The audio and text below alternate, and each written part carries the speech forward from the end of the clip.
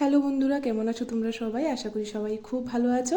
তো আমি আজকে রান্না করছি ফুলকপি আলু দিয়ে মাছের ঝোল। তো সেই রেসিপিটাই আমি তোমাদের সাথে আজকে শেয়ার করব। তো তোমরা দেখতে পাচ্ছ আমি ফুলকপি আর কয়েকটা আলু নিয়ে নিয়েছি। তো যেহেতু এখন বাজারে নতুন আলু এসে গেছে, আমার খাওয়ার চেয়ে বেশি কিন্তু আলুটা ছুলতে খুব ভালো লাগে। তো দেখতে পাচ্ছ আমি আলুগুলি প্রথমে ছুলে নিচ্ছি। আর আজকে যেহেতু ফুলকপি দিয়ে রান্না করব, তো ফুলকপিটাকে প্রথমে আমি কেটে নিচ্ছি। কেটে আমি লবণ জলে ভিজিয়ে রাখবো। ফুলকপি খেতে তো আমার খুব ভালো লাগে, কিন্তু ফুলকপির ভিতরে অনেক সময় পোকা থাকে। তো সেই একটা একটা রিস্কি ব্যাপার হয়ে যায়। তো প্রথমে আমি ফুলকপিটাকে কেটে তার জন্য আমি লবণ জলে ভিজিয়ে রাখি। অনেক সময় লবণ জলে ভিজিয়ে রাখলে পোকা বেরিয়ে যায়, অনেক সময় আবার ছোটো ছোটো পোকাও থেকে যায়, সেগুলি ভিতরে থেকে যায়। তাই আমি কিছুক্ষণ হলুদ লবণ জলে একটু সেদ্ধ করে নিই। আর হলুদ লবণ জলে সেদ্ধ করে নিলে কি হয়, ফুলকপির উপরে যে কীটনাশক ওষুধটা দেওয়া হয়, সে তার বিষটা কিন্তু কেটে যায়। তার জন্য আমি সেদ্ধ করে রান্না করি। তারপর আমি এদিকে কয়েক টুকরো মাছ নিয়েছি। মাছটাকে আমি হলুদ লবণ মেখে কিছুক্ষণ রেখে দেবো। তারপর এদিকে আমি কড়াইতে তেল দিয়ে গরম করে নিয়ে মাছগুলিও তুলে দিলাম।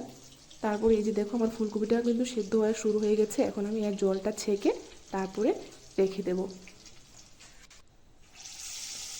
তো আমি 2-3 পিস করে করে সবগুলো মাছ আমি ভেজে নিচ্ছি। তারপর সেই তেলটার মধ্যে আমি ফুলকপিগুলিকেও ভেজে নেব, একটু হালকা লাল লাল করে ভেজে নেব। তারপর এর মধ্যে আমি একটু হলুদ আর একটু লবণ দিয়ে দিলাম। তো অনেকে আবার সিদ্ধ না করেই রান্না করে। সিদ্ধ না করে রান্না করলে একটু গোটা গোটা থাকে, দেখতে ভালো লাগে, কিন্তু সিদ্ধ করলে ফুলকপিটা একটু একটু ভেঙে যায়। তবু আমি কমই সিদ্ধ করি। তারপর ফুলকপিটা নামিয়ে আমি তেলের মধ্যে কয়েক টুকরো এলাচ দারচিনি দিয়ে দিয়েছি। তারপর দিয়েছি আমি পেঁয়াজ কুচি। তারপর আমি এখানে পেস্টের মধ্যে দিয়েছি আদা, কাঁচা লঙ্কা আর অর্ধেকটা পেঁয়াজ পেস্ট করে দিয়েছি। তারপর দিয়ে দিয়েছি জিরে গুঁড়ো, ধনে গুঁড়ো, আর দিয়েছি হলুদ, আর দিয়ে দেবো একটু লবণ। তারপর আমি বেশ কিছুক্ষণ ধরে মশলাটাকে খুব ভালো করে নেড়ে চেড়ে কষিয়ে নেব। তো মশলা কষানো হয়ে যাওয়ার পর আমি আলুগুলো তুলে দিলাম। আলুগুলো আমি ফুলকপির সাথে একটু হালকা ভেজে রেখে দিয়েছিলাম, যাতে আর কাঁচা গন্ধটা চলে যায়। তারপর আলুগুলো দিয়ে মশলাটাকে আরও কিছুক্ষণ ভালো করে কষিয়ে আমি ঝোল দিয়ে দিলাম। এখন ঝোলটা যতক্ষণ ফুটবে ততক্ষণ আমার আলুটাও সেদ্ধ হয়ে যাবে। তো কিছুক্ষণ আমি ফুটিয়ে নেব।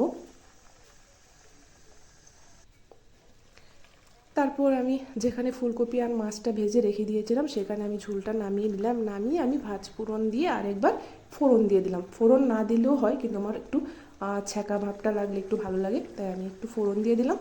তারপর আমি ধনে পাতা কুচি দিয়ে আরও কিছুক্ষণ ফুটিয়ে তারপর আমি নামিয়ে নেব।